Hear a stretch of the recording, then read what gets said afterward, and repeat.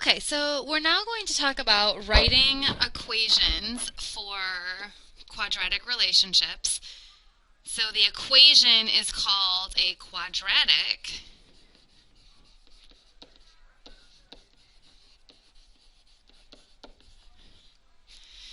and we'll start with this book page, which says the formula for area is length times width. So this would be length times width. Length, width. So area is length times width. And if we know the perimeter is 20, this is what we just did yesterday. So we did the length plus the width plus the length plus the width being 20. Then one length plus one width would equal 10. Now, instead of writing A equals L times W, because this has three variables, three letters, we can solve this for one of the letters. So let's solve for W and subtract L from both sides. So W equals 10 minus L. You could also write that as negative L plus 10. That's the same exact thing. So instead of this W right here, and instead of this W right here, you can write 10 minus L, or you could write the other one. I'll keep the 10 minus L. So now area equals L, and then instead of W, you are substituting 10 minus L in. So when you have a parentheses, you can distribute, and you could write this as A equals 10L minus L times L, which is L squared. This squared term, being the biggest x coefficient, is what makes this a quadratic. This negative in front of the squared term is what makes the graph the frown. So we're going to do the same exact thing, but now with a fixed perimeter of 60. So we know area equals length times width. We know that the perimeter, length plus width plus length plus width, would equal 60, because that's what it says. So one length plus one width would equal half the perimeter, and that's 30. Solve for W by subtracting L. So W equals 30 minus L. So this is length times width, length times width. We're going to substitute 30 minus L instead of the W. This number is always half of the fixed perimeter.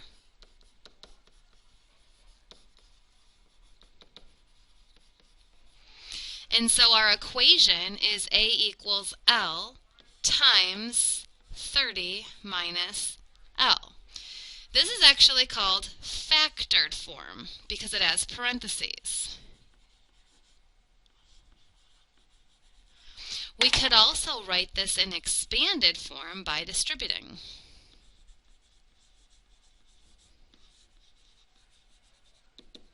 So L times 30 is 30L, and L times negative L is negative L squared.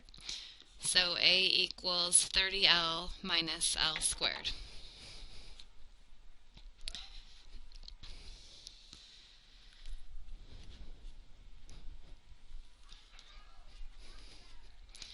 So the two equations, I'll just rewrite them right here.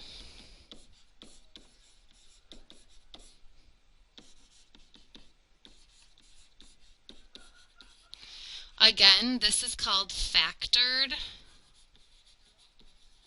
because of these parentheses, and this one is called expanded form. There's two forms of the same equation. So we're going to make a table. We don't even need a calculator, And it's very vital to include the two zeros, the two x-intercepts, and the vertex. So if our equation is L times 30 minus L, our two zeros are whenever L equals 0, so that's at 0, and whenever 30 minus L equals 0, so you could actually add L to both sides. So our two zeros in our table for length and area are at 0 and at 30. And if you want, you can make a width column. So a 0 would match up with 30, and 30 would match up with 0. This number is always half of the perimeter. So 0 times 30 is 0. It's kind of like that flat line. That's where our open circle is going to be. So if you know the parabola has perfect symmetry, and if the two zeros are at 0 and 30, the vertex, the perfect square, the peak, has to be right in the middle at 15. And then this answer would be 15 times 15, because it's the perfect square, which is 225.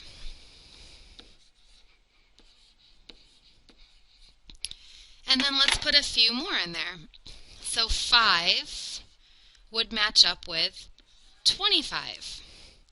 So a 5 by 25 rectangle, 5 times 25, is 125. It still has a fixed perimeter of 60, because 5 plus 25 plus 5 plus 25 is still 60, and the 5 by 25 square multiplies to give you an area of 125. We could add in 10, which matches up with 20. So 10 times 20 is 200. So the numbers that are vital to make this are the two zeros and the vertex. In order to see a graph, if you just looked at like this slice of it, right here, if that was your window and you couldn't see anything else, you might think it's linear. So we need to make sure that we have a good view of the entireness of the graph. So that's why you have to find the three most important points to see it. So we're going to do the same exact thing. This time we're given the equation. So that means that two of the sides are L, and the other two sides are the second part of the equation, 35 minus L.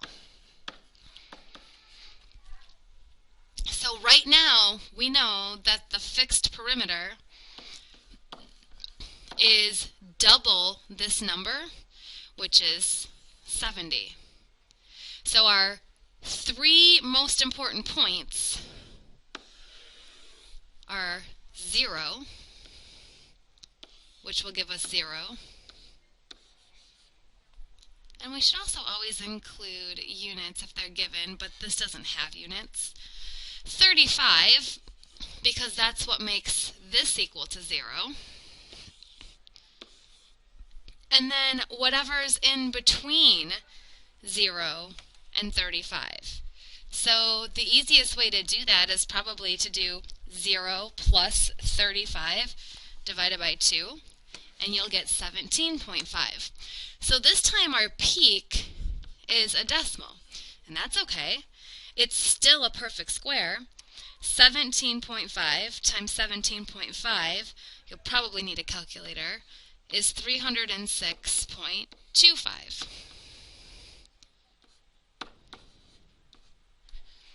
So this is your square. This is your vertex. We can put some more points in that are symmetrical. 5 would match up with 30. And 30 times 5 is 150. Because a 30 by 5 rectangle is one of them that works. That's a perimeter of 70 with an area of 150. 10 would match up with 25. And 10 times 25 is 250. A 10 by 25 rectangle is still that perimeter of 70. These are not drawn to scale. Same perimeter, but an area of 250. And let's add one more. 15 by 20. So a 20 by 15 rectangle is 300.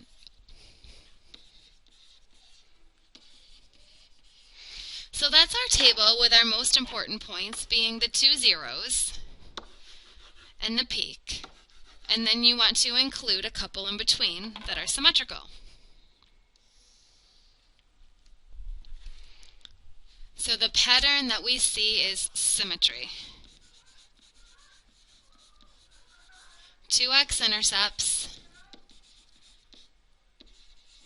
at 0 and 35, and the vertex in the middle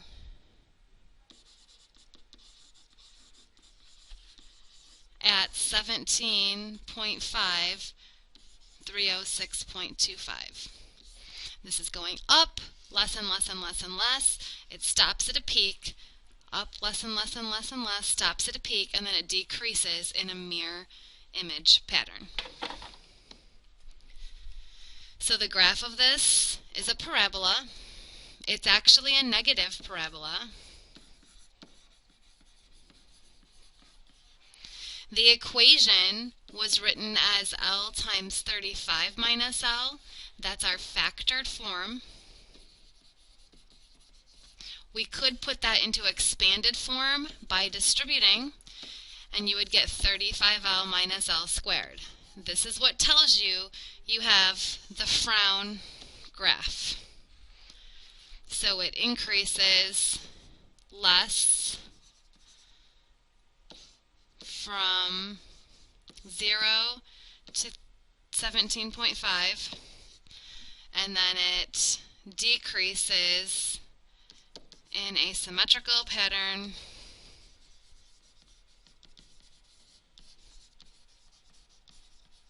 from 17.5 to 35. The maximum area is the square.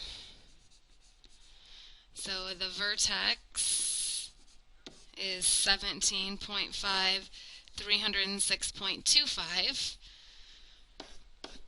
And we got this number because it's halfway between the two zeros, which are 0 and 35.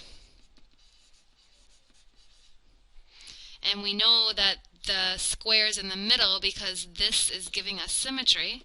And once you have symmetry, if you fold the parabola in half on the symmetrical points, you'll get the middle point, which is the peak. And the fixed perimeter, we could draw any of those squares that we did here. So they all give us a perimeter of 70, or we could double this number in the equation. So one method is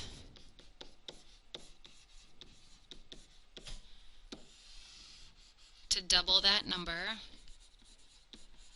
So the perimeter is 70. The other method is that you know the vertex is from the square 17.5. So if you do 17.5 times 4, or if you do 17.5 plus 17.5 plus 17.5 plus 17.5, it also gives you a perimeter of 70. Or you could use any of those squares that we drew. Any of these that we drew, whoops, right on this page, all of these, 20 plus 15 plus 20 plus 15, that's 70. 10 plus 25 plus 10 plus 25, that's 70. 5 plus 30 plus 5 plus 30, that's 70.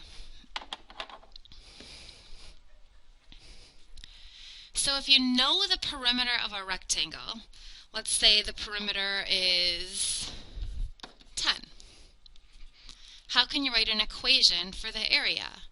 Well, you can take half of the perimeter, in this case it's 5, and then you would write area equals L times half of the perimeter minus L. So our equation for this would be L times 5 minus L.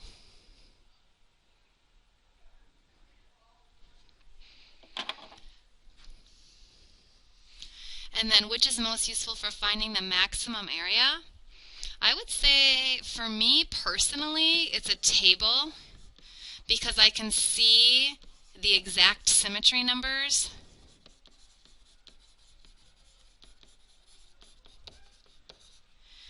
For you, that might be a graph, and you can explain that on the graph you are just looking for the vertex peak.